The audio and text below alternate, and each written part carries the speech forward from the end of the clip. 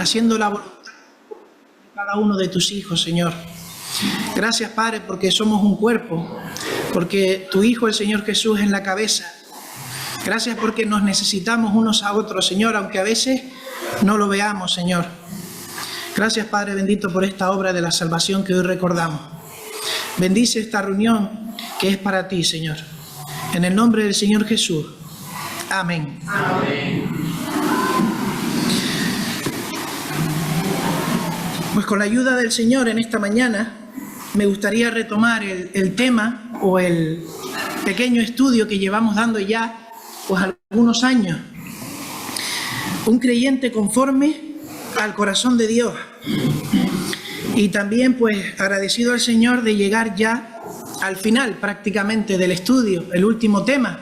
Si recuerdan eran 3 temas, que ahora haremos un muy breve repaso para continuar, pero agradecido al Señor por todo lo que ha supuesto para mi vida y para el crecimiento espiritual. Un creyente conforme al corazón de Dios.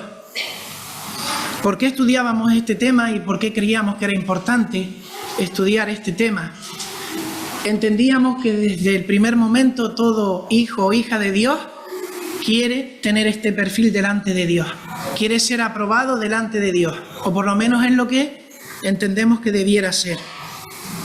Y qué bueno sería que así como se habla de David, se hablara de cada uno de nosotros, que tengamos un corazón que a Dios le agrade, que seamos un perfil de persona en el que Dios se goza. Porque si cada uno de nosotros vivimos así, en la iglesia se va a notar. No podemos esperar que la iglesia se avive si cada uno de nosotros no tenemos un avivamiento personal primero delante de Dios. Así que todos los temas que hemos tratado dentro de un creyente conforme al corazón de Dios buscan el crecimiento individual de cada uno de nosotros y también de la iglesia como conjunto. Así que, hermanos, llegamos finalmente a este tercer tema acerca de un creyente conforme al corazón de Dios. ¿Y qué es lo que hemos visto? Si miramos hacia atrás y hacemos una breve síntesis, ¿qué aspectos hemos tocado? Se pueden hablar de muchos temas, muchísimos, pero nos hemos centrado básicamente en 3. El primero ha sido la mayordomía, no sé si lo recuerdan, porque a los ojos de Dios nosotros somos mayordomos. Y es decir, todo lo que tenemos es de Dios. Y siempre pensamos en las riquezas, en lo material. Pero hablábamos de muchas más cosas que el Señor nos ha dado y no son nuestras. Igual el tiempo que tenemos, que consideramos nuestro y también lo planificamos, es de Dios. Y dirá, cuando nos enfrentemos cara a cara a Él, ¿qué has hecho con el tiempo que te he dado? Quizás son las relaciones que tenemos unos con otros. ¿Qué has hecho con tu influencia sobre otros? ¿Pedía más de ti? O quizás no. ¿Lo has hecho bien? Todas las cosas son de Dios y nosotros somos mayordomos de Dios. Y también veíamos que no solo somos mayordomos, sino que somos embajadores. Somos ministros, cada uno de nosotros. Y la costumbre que tenemos es la de señalizar a la persona que está a nuestro alrededor con el dedo y decirle, eso no es mi responsabilidad, es de esa persona, y así nos quitamos de encima, digamos, esa carga. Pero no debiera ser así. Si bien en la iglesia hay diferentes roles y cada uno tiene el rol que Dios le ha dado, nosotros todos y todas tenemos la obligación de ser embajadores, que nadie a nuestro alrededor no sepa que somos embajadores de Cristo. No debiera haber nadie a nuestro alrededor que cuando habla de nosotros no sepa que somos creyentes. Y si lo hay, tenemos que cambiar eso. Y hacíamos una reflexión. ¿Se imaginan en el cielo esa persona delante de Dios? Y que por algún casual nosotros estuviésemos, que sabemos que no va a ser así, pero imagínenlo, entre el público, y esa persona delante de Dios diga, pero es que, y me pongo yo como ejemplo, David no me dijo nada. David no me dijo nada de lo que me iba a pasar y bien que lo conocía. Eso puede pasar, hermanos, en cierto sentido. Y no sé cómo podemos albergar, yo el primero, con esa carga y con esa culpa. Así que somos embajadores sin vergüenza delante del Señor, Él está con nosotros. No tengamos luego vergüenza al final de los días cuando esas personas sean condenadas y no hemos hablado con ellas. Y muchas veces no vamos a tener oportunidad porque decimos, no es el momento. El Señor me va a preparar el momento de una manera perfecta, pero a veces no es así. A veces es cuando el Señor quiere y no como yo lo vea. Y a veces queremos adornar el Evangelio tanto que parece que no somos hijos de Dios y parece que no queremos decirle a las personas que van a ir al infierno. Y la persona se queda con que es buena gente y con eso basta, pero eso no es el Evangelio. Así que el mensaje en esta mañana es fuerte. Es un mensaje que anticipa nuestro encuentro con Dios y podemos evitar tener un encuentro en la medida de lo posible desagradable, donde tengamos que bajar la cabeza y decir es verdad. Y no sé la edad que tenemos cada uno de nosotros, pero lo que nos quede de vida, si tenemos este enfoque de Dios, de ver las almas que van hacia el infierno y actuar cada uno de manera individual, sería diferente. Y llegábamos ya a este tercer punto. Si somos embajadores, si somos mayordomos, también somos familia y somos siervos.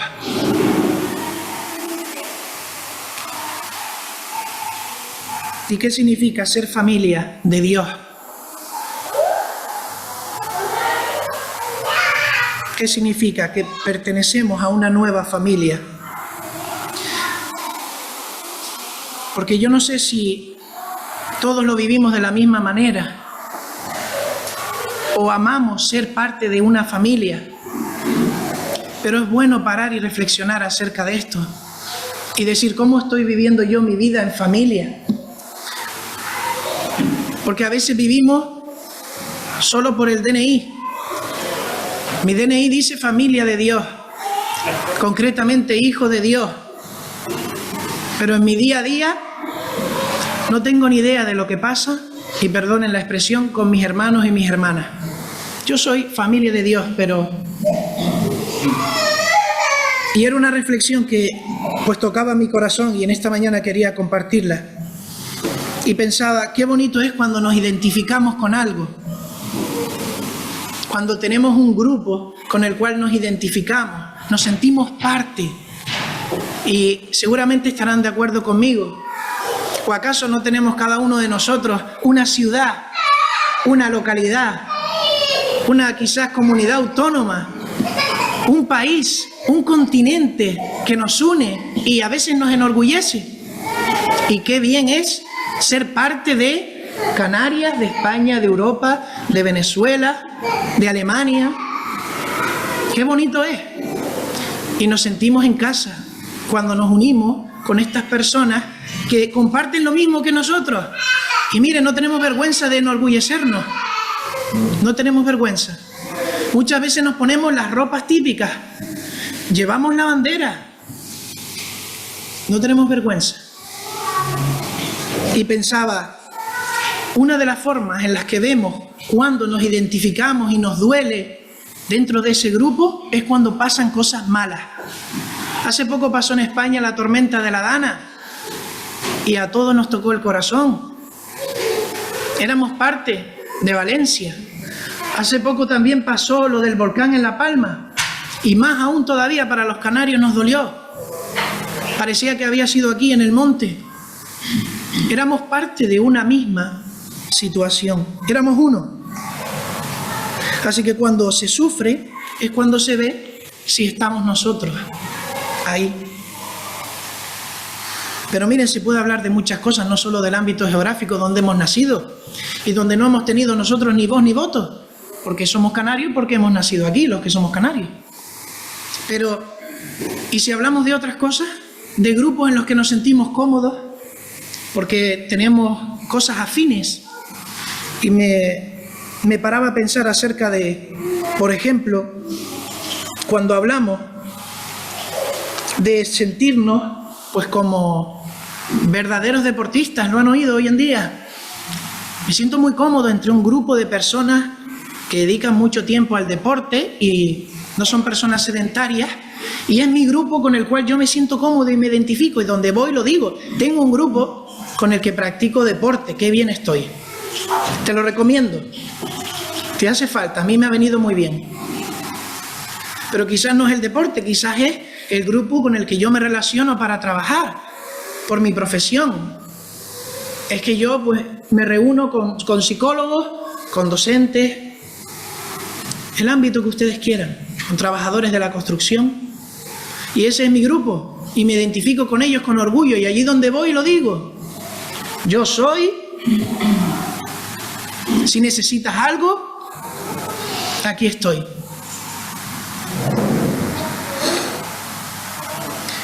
Quizás sea por algo más sencillo, como que te identificas como una persona manitas. Es que en mi casa no hace falta que venga ningún técnico, yo arreglo todo. Y tengo un grupo de WhatsApp con otros que son como yo. Y nos ayudamos entre nosotros. Ya sea una avería del coche o ya sea cualquier cosa. Y te enorgulleces de eso. O quizás te gusta mucho leer. Y eres de esas personas que no se leen los libros, se los comen. Cada semana 1 o 2 libros como mínimo. Y te reúnes con un grupo de ávidos lectores. Y yo no estoy diciendo en esta mañana que eso sea malo, todo lo que hemos dicho. Y no va por ahí la idea.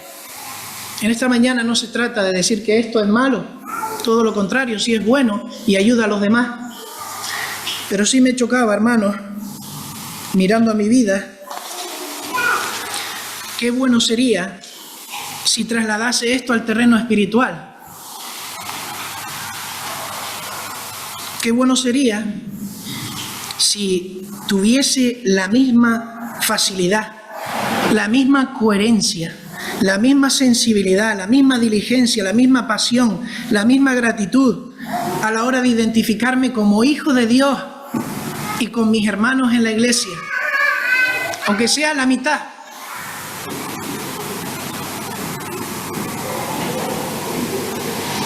La mitad. Somos la misma familia y una familia de la fe. Y una familia que no ha sido fácil formarla. Si bien es cierto que a nosotros mucho no nos ha costado, pero armar esta familia no ha sido fácil para aquel que ha querido hacerlo. Y para aquel que nos ha sacado de donde nos ha sacado para introducirnos en esta familia. Y hemos cantado esta mañana, qué maravilla es tener una familia. Y en verdad sí, lo sabemos, pero lo vivimos. Le damos la importancia en la práctica. Hermanos, la familia está siendo bombardeada. Ya no la espiritual. La familia que Dios instituyó, lo más básico. Ya no le damos el valor a la familia que tiene. Oímos teorías de que ya no hay un tipo de familia, hay muchos tipos de familia, al gusto de cada cual. Ahora todo es individual y tú eliges lo que quieres. Así que con la ayuda del Señor me gustaría en esta mañana hablar acerca de si te estás identificando, si me estoy identificando con la familia de Dios en mi vida real. Porque miren, puedo decir sí, pero luego en la realidad no lo estoy haciendo. Y me acordaba de esa situación como ejemplo en las familias cuando fallece una persona mayor, que es familia nuestra. Y por arte de magia aparecen muchas personas aparecen, hasta familiares que desconocíamos que tuviésemos. ¿Pero por qué aparecen? Porque puede haber un testamento, puede haber una herencia, puede haber algo que recoger. Si no, no apareceríamos. Y pensaba, qué triste sería si nos encontráramos delante del Señor en esta tesitura, donde no hubiese conocido a mis hermanos y apenas a mi Dios, a mi Padre. Pero quiero estar ahí, en el momento importante.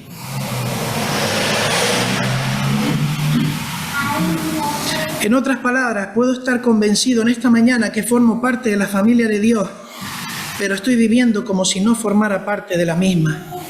Y es que estamos tan acostumbrados a hacer las cosas a nuestra manera, a justificar las cosas tan bien, tan sutilmente, que tenemos que tener cuidado. Y es una advertencia lo que vamos a ver hoy en 1 de Juan capítulo 3. Allí el apóstol Juan nos va a hablar de nuestra nueva familia. Y allí se va a hablar de que somos hijos de Dios y de que tenemos unos hermanos y que tenemos que vivir de acuerdo a esto. Y es verdad que puede ser que en esta mañana vengas con una situación espiritual que no es la mejor, porque hayas pasado por un momento difícil. Incluso puede que tengas dudas, o simplemente necesitas recordar algo que sabías y ya no recuerdas. Pero para todos los presentes nos viene bien este recordatorio, porque implica la eternidad. Y antes de leer este texto, los versículos del 1 al 19, de los cuales vamos a intentar sacar algunas lecciones y aplicaciones, tengan en mente estas preguntas. ¿Cómo sé que soy hijo de Dios? No importa los años que han pasado. Si alguien me pregunta por la calle, ¿cómo sabes que eres hijo de Dios? ¿Qué le respondo?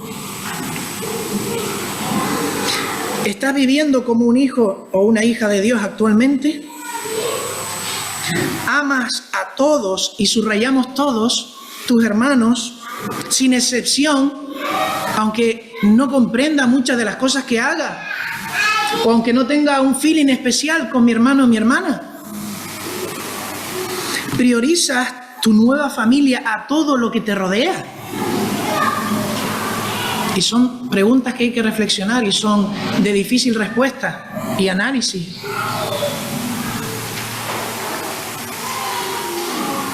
Vamos a leer 1 de Juan, capítulo 3, versículos del 1 al 19. Hijos de Dios, dice así: mirad cuál amor nos ha dado el Padre, para que seamos llamados hijos de Dios. Por esto el mundo no nos conoce, porque no le conoció a Él. Amados, ahora somos hijos de Dios, y aún no se ha manifestado lo que hemos de ser, pero sabemos que cuando Él se manifieste, seremos semejantes a Él, porque le veremos tal como Él es. Y todo aquel que tiene esta esperanza en Él se purifica a sí mismo, así como Él es puro. Todo aquel que comete pecado infringe también la ley, pues el pecado es infracción de la ley. Y sabéis que Él apareció para quitar nuestros pecados, y no hay pecado en Él.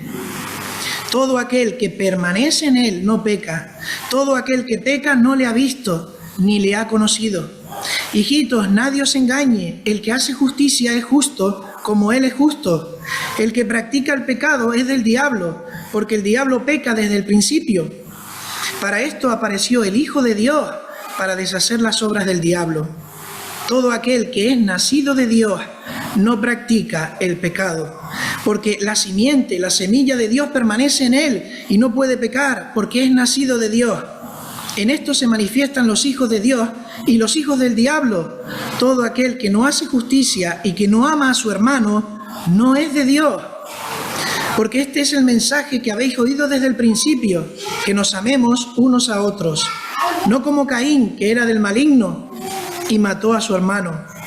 ¿Y qué causa le mató? Porque sus obras eran malas y las de su hermano justas. Hermanos míos, no os extrañéis si el mundo os aborrece. Nosotros sabemos que hemos pasado de muerte a vida, en que amamos a los hermanos. El que no ama a su hermano permanece en muerte. Todo aquel que aborrece a su hermano es homicida, y sabéis que ningún homicida tiene vida eterna permanente en él. En esto hemos conocido el amor, en que Él puso su vida por nosotros. También nosotros debemos poner nuestras vidas por los hermanos. Pero el que tiene bienes de este mundo y ve a su hermano tener necesidad y cierra contra él su corazón, ¿cómo mora el amor de Dios en él? Hijitos míos, no amemos de palabra ni de lengua, sino de hecho y en verdad. Y terminamos en el versículo 19. Y en esto conocemos que somos de la verdad y aseguraremos nuestros corazones delante de Él. Y volvemos a repetir el versículo 19. En esto conocemos que somos de la verdad y aseguraremos nuestros corazones delante de Él. Que el Señor bendiga su palabra. Con la ayuda del Señor vamos a entrar en este capítulo, a sacar algunas lecciones, con la idea de que, de una manera simple, somos familia de Dios con dos vertientes. Somos hijos de Dios, adoptados, y también somos hermanos, porque todos tenemos un mismo Padre, ¿verdad? Los aquí presentes. Por eso vamos a hablar de nuestra relación filial en la iglesia. Hijos de Dios y hermanos. Con la ayuda del Señor hablaremos hoy de hijos de Dios, aunque se hará mención también a nuestra hermandad. Pues miren, hermanos, lo primero que nos dice el capítulo, si lo tenemos abierto en los versículos 1 y 2, es que somos hijos de Dios. Y a lo mejor lo hemos leído tanto que ya no nos produce ninguna admiración. Ser hijos de Dios nosotros, que no somos ángeles, que no somos seres de luz, que estamos sumidos o estábamos sumidos en las sombras, estábamos lejos de lo que Dios pedía para nosotros. Así que el apóstol nos está diciendo, reflexionad sobre lo que esto está diciendo, sobre lo que esto implica en tu vida, sobre lo que tú eras antes. ¿O es que acaso ya no te admiras por eso? El apóstol está admirado por el amor de Dios, porque Él nos ha hecho hijos. Y esta esperanza nos purifica. Y es que, hermanos, no merecíamos ser hechos hijos de Dios. No lo merecíamos. No tenemos nada que pueda interesar o satisfacer a nuestro Dios. Ni un ápice, algo escondido, una virtud, algo en lo que yo destaco entre los demás. Nada de eso le interesa al Señor. Todo lo que nosotros tenemos es maldad en nuestros corazones. Somos impíos, no somos justos. Así que nosotros, por pura gracia, hoy estamos aquí. Por pura gracia. Y miren, podríamos estar en cualquier sitio. No sé si alguna vez lo han pensado. No sé cómo he llegado a conocer al Señor, pero estoy agradecido. Porque podría estar en cualquier otro sitio hoy domingo por la mañana. Pero sé que no ha sido porque yo sea especial. Todo lo contrario. Así que es por pura gracia que estoy hoy aquí, dándole gracias al Señor por lo que Él ha hecho y hace y hará en mi vida. Versículos 1 y 2. Estamos aquí, gracias a Él. Admirémonos, porque Él nos amó primero, no nosotros. Y venimos a adorarlo en esta mañana, con un corazón únicamente lleno de gratitud. Pero miren, también dice los versículos que hemos leído, que el mundo poco sabe de esto. El mundo está en otra cosa, como estábamos nosotros antes. El mundo no tiene ese gozo. El mundo nos llama locos por creer en un Dios que no se puede ver. O como me dijo a mí una compañera una vez, yo no creo en amigos invisibles, me dijo ella. El mundo no conoce al Señor Jesús. Y como no lo conocen a Él, y como a Él le hicieron lo que le hicieron a nosotros, no nos espera otra cosa. Y esto nos lleva a otra reflexión, que la sacamos del texto. ¿Qué relación tenemos con el mundo? ¿Qué relación tenemos con el mundo? Porque el mundo no nos conoce. ¿Por qué buscamos tanto la comunión? Y no digo llevar el Evangelio, porque es lo que tenemos que hacer, pero la comunión fuera de la iglesia. ¿Por qué buscamos tanto a personas que no tienen a Dios en su corazón para entablar comunión y lazos? Es la pregunta que me hacía. Porque me siento más cómodo. Algo no está cuadrando si es así. Porque con ellos puedo ser yo mismo. Algo no está cuadrando. Debería ser yo mismo con mis hermanos y mis hermanas. ¿Por qué buscamos tanto? Diría 2 de Corintios capítulo 6, versículos 14 y 16, no os unáis en yugo desigual con los incrédulos. No os unáis en yugo desigual con los incrédulos. Y aquí no está hablando, como se suele utilizar el texto para temas amorosos, que también puede entrar. Está hablando con una base económica a la hora de hacer proyectos, pero se puede utilizar en todas las áreas. Muchas veces empezamos a hacer proyectos y a hacer cosas con personas que no son hermanos o hermanas y anticipamos esto a lo que el Señor nos pide. Porque ¿qué compañerismo tiene la justicia con la injusticia? ¿Qué comunión la luz con las tinieblas? ¿Qué concordia Cristo con Belial? ¿O qué parte el creyente con el incrédulo? Nos lo dice claro, hermanos. ¿Qué acuerdo hay entre el templo de Dios que somos nosotros, que Dios nos ha hecho su templo? ¿Qué acuerdo hay con los ídolos? Porque vosotros sois templo del Dios viviente. Como Dios dijo, habitaré y andaré entre ellos y seré su Dios y ellos serán mi pueblo. Esos somos nosotros, de los que está hablando. Insisto en que no es llevar el Evangelio a las personas que no conocen al Señor. Estoy hablando de hacer comunión, vida, desear esa hermandad con personas que no son miembros de la familia de Dios. Ya mucho menos entablar vínculos afectivos. Eso es que ya no debiera ni pasarse por nuestra mente a nivel de crear una familia, tal y como dice la palabra de Dios. Hemos revisado, hermanos, cuánto tiempo dedicamos a la familia de Dios por un lado y cuánto tiempo dedicamos a todo lo demás, a la semana.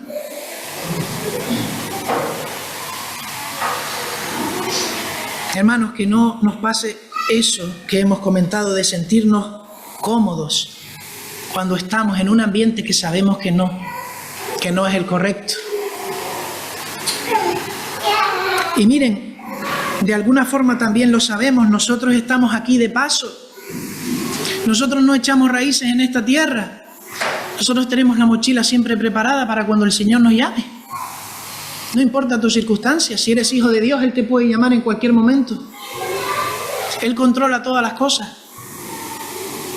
Nosotros somos extranjeros y peregrinos aquí. Nuestro grupo con el cual deberíamos identificarnos son todos los que vamos con la mochila hacia nuestro destino, como aquella narrativa famosa del viaje del peregrino. No sé si la han leído o han visto también una película. Es un camino y estamos en ese camino y tenemos que identificarnos con los que estamos en ese camino siendo extranjeros aquí. Nos identificamos con la familia. Eso va a suponer un trato diferente de los que están a nuestro alrededor. Eso es un coste. Y debemos caminar por fe y vivir por esperanza. Miren, versículos del 3 al 10, algunas cosas más que podemos aprender. ¿Cuál es el carácter de los verdaderos hijos de Dios? Pues aquí dice que es el amor a los hermanos. ¿Cómo veo yo que soy un hijo de Dios? ¿Cómo me puedo decir a mí mismo si soy un hijo de Dios? ¿Cómo lo veo? Pues ¿cómo amo yo a mis hermanos? Porque eso no es un amor natural. A mí no me nace amar a mis hermanos, a todos. Mi parte carnal no alimenta eso. Es el Espíritu de Dios el que me hace amar por encima de todas las cosas. El amor a los hermanos es el carácter de los verdaderos hijos de Dios. Y cuidado con el peligro que vemos aquí. Es el peligro de pretender esto, formar parte de la familia de Dios, pero no querer pasar por ahí, estar en contra, vivir en contra de esta enseñanza. Porque aquí se nos habla de los hijos de Dios y de los hijos del diablo. Y los hijos de Dios sabemos que Dios es omnisciente. Dios sabe todas las cosas, a Dios no se le puede burlar. No podemos jugar con Dios. Así que en algún momento las personas que puedan estar viviendo así, o son hipócritas o son insensatas. Las personas que vivan diciendo que son familia de Dios, pero que no quieran ni aún practicar lo que dice aquí el apóstol. Quiera Dios que nadie en esta mañana sea así. Porque dice el apóstol que el que permanece en Cristo no continúa en la práctica del pecado. No que no pequemos, vamos a pecar, estamos en la carne, pero ya mi vida no es el hábito de pecar. Ya no es algo que no sienta ni padezca como antes. Ahora me duele desobedecer a Dios, a mi Padre, el que me ha llevado a esta familia. Ya no quiero, me aparto del mal. Tengo una sensibilidad que Él ha puesto en mi vida. Aún así puedo pecar, pero tenemos abogado para con el Padre, para cuando pequemos.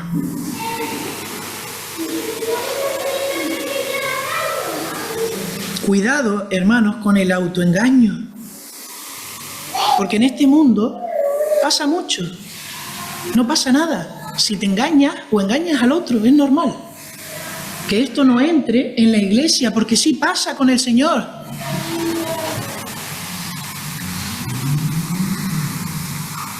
No sirvamos, y leía esta frase y me llamaba la atención, me impactaba, no sirvamos ni consintamos en nosotros lo que el Hijo de Dios vino a destruir. No sirvamos y consintamos en nosotros, en nuestra vida, lo que el Hijo de Dios vino a destruir para poder incluirnos en su familia. No lo permitamos.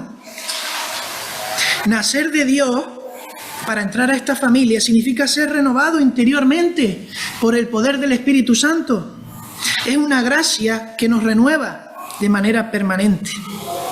Así que la persona regenerada no puede pecar como lo hacía antes. Esto es importante. Versículos 11 al 19. Y aquí destacan los últimos versículos donde dice que el amor tiene que verse. El amor se ratifica con hechos, no es solo de palabras. No se puede quedar solo en buenas palabras, buenos deseos, o no querer el mal a nadie, porque eso es lo que nos dicen en la calle. Yo soy bueno porque no quiero el mal para nadie. Pero eso no dice la palabra de Dios. La palabra de Dios nos dice aquí que si amamos a nuestros hermanos, por lo menos tenemos que hacer dos cosas. Y una es, si vemos la necesidad ajena, que nuestro corazón sea misericordioso y no viremos el rostro. Y segunda, dar la vida como lo hizo el Señor Jesús. Así que hay una gran diferencia entre lo que el mundo llama ser bueno y lo que Dios nos pide como hijos de Dios y hermanos. Y no es fácil. Y no es una cosa que incluso podamos imaginarnos, el tener que dar la vida por un hermano. Pero aquí está escrito.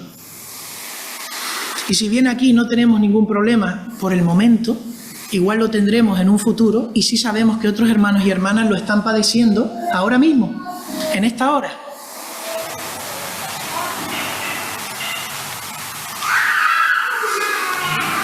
Y llegamos a la pregunta del principio: ¿cómo puedo saber si soy hijo de Dios? No importa los años que lleve. ¿Cómo puedo estar seguro en la simiente?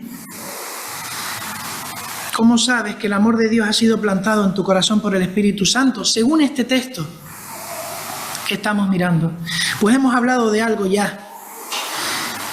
Juan, con la guía del Espíritu Santo, nos dice que se va a manifestar el amor. Un amor que no estaba antes. Un amor que yo no tenía antes de entrar en la familia de Dios, ni ninguno de nosotros. Un amor que viene de Dios, porque si no es imposible. Esa es la señal de Cristo morando en nosotros. Porque miren, si el amor que yo tengo a las cosas de este mundo y a las cosas que tenía antes siguen en mí y están por encima del amor a mis hermanos, tenemos un problema.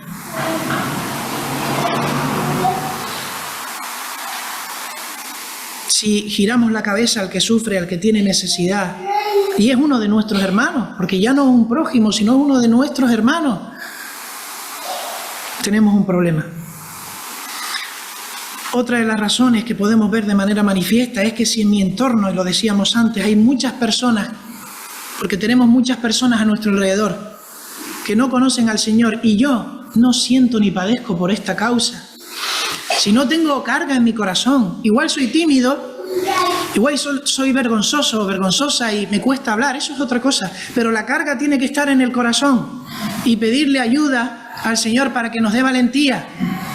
Pero la carga tiene que estar en el corazón, de que esas personas que llamamos compañeros de trabajo, familiares, amigos, vayan al infierno y que nosotros no hayamos dicho nada. Tiene que estar esa carga en nuestro corazón. Y otra de las razones que veo en el texto, y seguramente habrán más, es que si mi vida consiste en practicar el pecado de una manera incluso planificada, también tenemos un problema.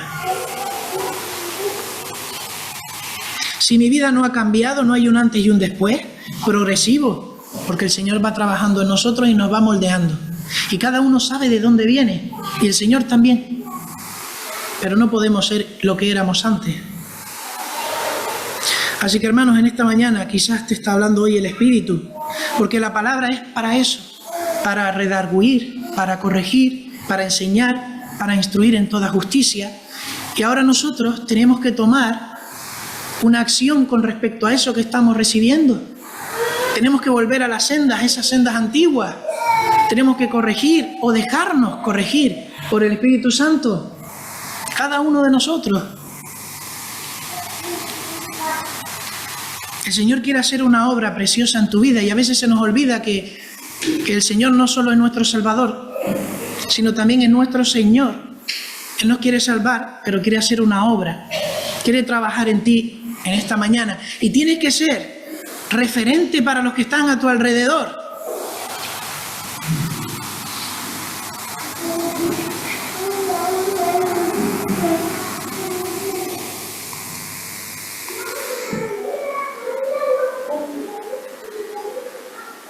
Miembros de la familia de Dios.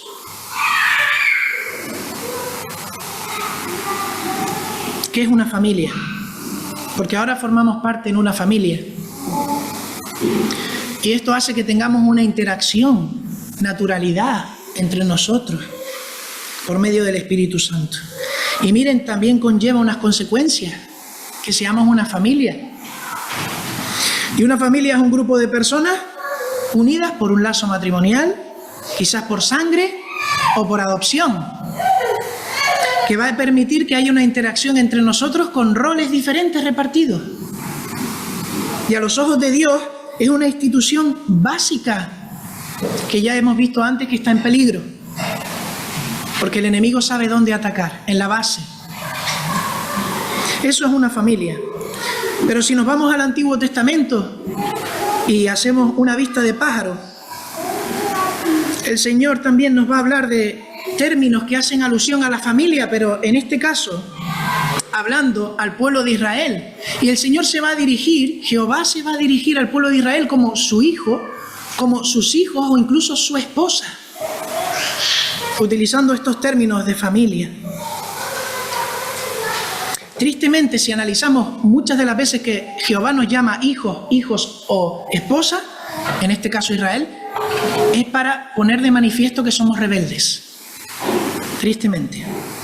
Pero hay muchos ejemplos. Tenemos el Salmo 103, versículo 13, Jeremías capítulo 2, versículo 32, capítulo 3, versículo 14, donde podemos ver, y aún hay más ejemplos, esta terminología de Dios hacia su pueblo.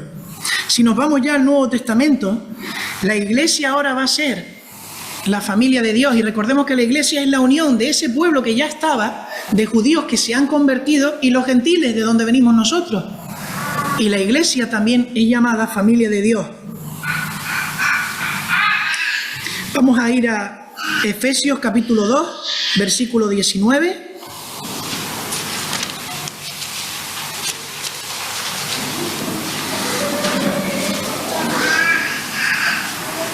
Así que ya no sois extranjeros ni advenedizos, sino conciudadanos de los santos y miembros de la familia de Dios.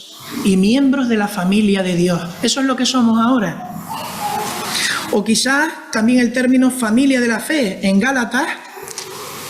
Pasamos la página. Gálatas capítulo 6, versículo 10.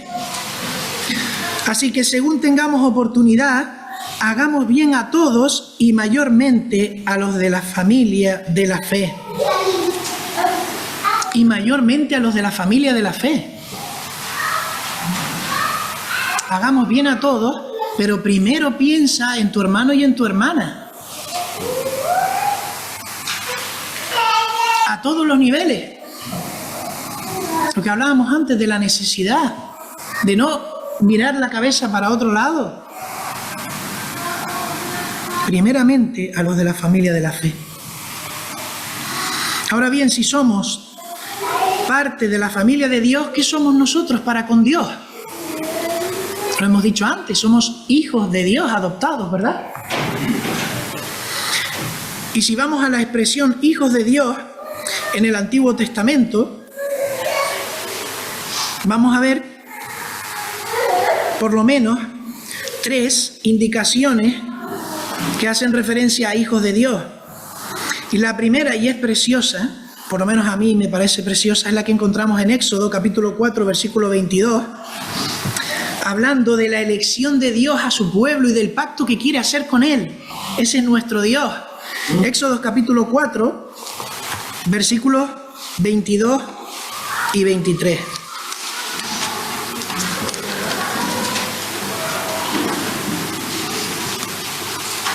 Y miren qué bonito, porque el contexto es el de Dios hablándole a Moisés lo que tiene que decirle a Faraón. ¿Y qué le tiene que decir Moisés a Faraón? Versículo 22. Y dirás a Faraón: Jehová ha dicho así, Israel es mi hijo, mi primogénito. Ya te he dicho que dejes ir a mi hijo para que me sirva, mas no has querido dejarlo ir. He aquí, yo voy a matar a tu hijo, tu primogénito. ¿Cómo habla Dios del pueblo de Israel? Dejes ir a mi hijo. Vamos a Oseas, capítulo 11.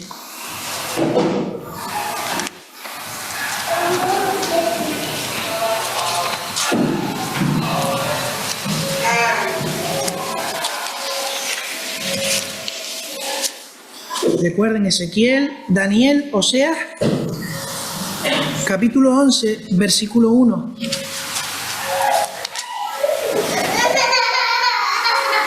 Miren qué bonito también. Cuando Israel era muchacho, yo lo amé. Y de Egipto llamé a mi hijo. Cuando Israel era muchacho, yo lo amé. Y de Egipto llamé a mi hijo. Así que se utiliza para hablar del pueblo de Israel como hijo, como familia directa. Pero también se va a utilizar de una manera muy especial con algunos personajes bíblicos entrañables. Y podemos ver, por ejemplo, hablando de el rey David y su simiente. Vámonos a Primera de Crónicas. ¿Cómo habla Dios del rey David de manera particular? No solo de todo el pueblo, sino del rey David. Primera de Crónicas, capítulo 17.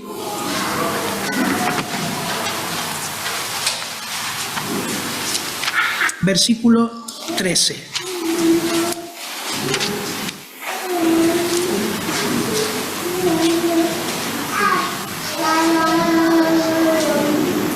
Y dice: yo le seré por padre, y él me será por hijo, y no quitaré de él mi misericordia, como la quité de aquel que fue antes de ti, hablando del rey Saúl.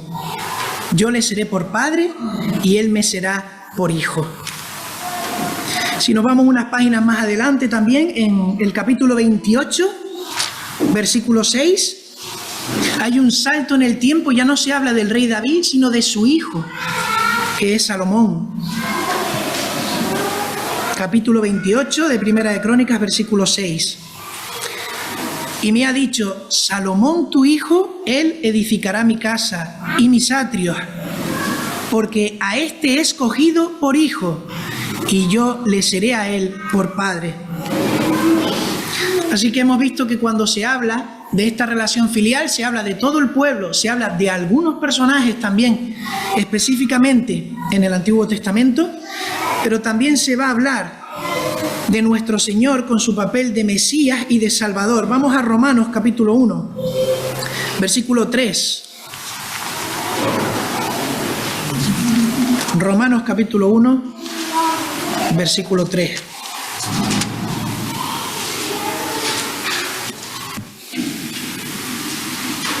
Versículos 3 y 4.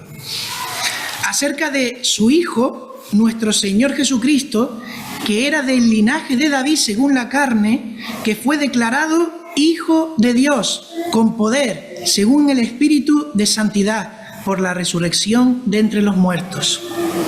El Hijo de Dios, anunciado también en la antigüedad, pero un Hijo unigénito, diferente, de otro tipo, no como nosotros. Y con la ayuda del Señor también hablaremos de este asunto más adelante, cuando hablemos de nuestra relación de hermanos, donde el Señor Jesús tiene preeminencia. Hijos de Dios. Pero ¿qué más nos dice el Nuevo Testamento? El Nuevo Testamento nos dice que nosotros como creyentes somos hijos de Dios. ¿Y saben lo que dice de los hijos de Dios? Que somos herederos de Dios, que somos herederos del reino, que somos hijos por adopción, escogidos en Cristo, habitados por el Espíritu Santo y destinados a ser conforme a la imagen de Cristo, como hemos visto ya en 1 de Juan capítulo 3, donde decía que aún no le hemos visto como debe ser, pero vamos a ser perfeccionados. Hay una serie de textos que por amor al tiempo no vamos a entrar y que hablan de esto, que es Lucas capítulo 20, versículo 36, Romanos 8, 14 al 17 y el 29, Gálatas 3, 26, del 4 al 7 y Efesios 1, 5.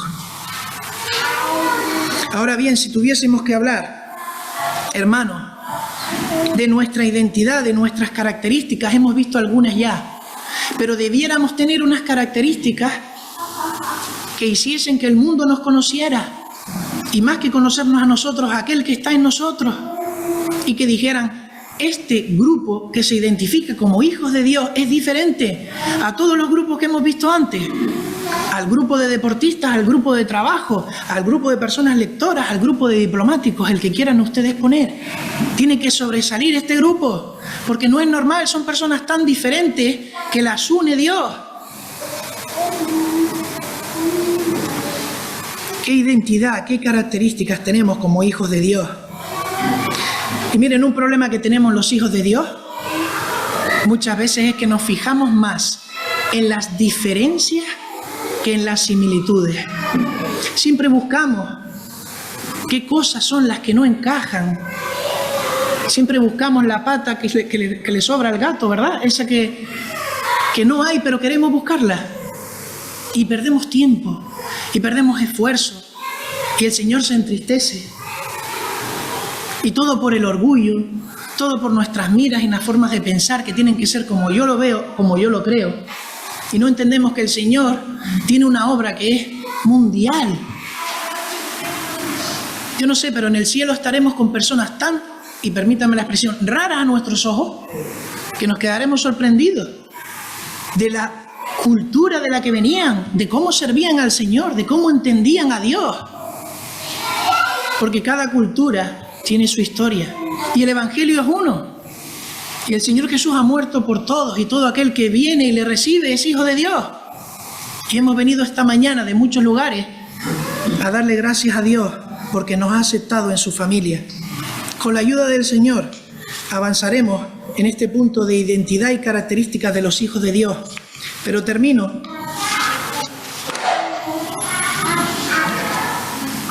con la pregunta que hacíamos al principio. ¿Nos identificamos con la familia de Dios? Y lo hemos cantado y tenemos que ser conscientes. ¡Qué maravilla es tener una familia en Cristo!